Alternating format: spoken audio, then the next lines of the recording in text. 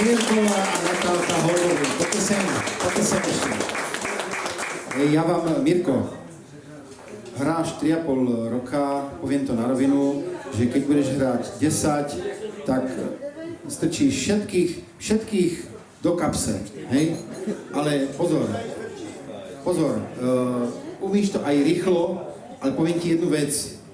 Tu väčšina tých ľudí, čo tady vidíš, tak sú dôchodci. To ešte nevieš, čo to je ešte. Hej?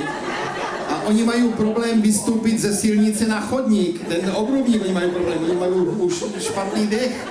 Ty im to nesmíš tak ty to hraješ teraz tak moc rýchlo, že oni neboli schopní.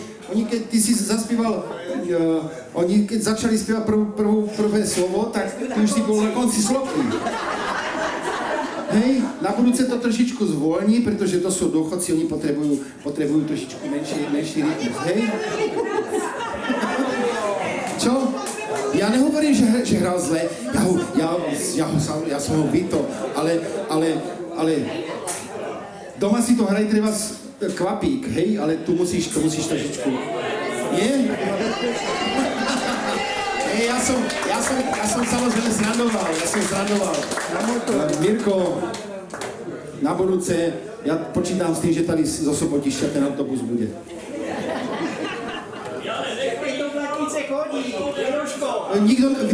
Ty nebudeš hrát, oni budú hrát místo teba. Inak mimochodom, každý dostáva kalendár, kde sú harmonikári a dostáva magnetku. Toto sú magnetky, památeční magnetky na každé stretnutie. Ich robím na každé stretnutie zvlášť. Koľko už máš tých magnetiek doma?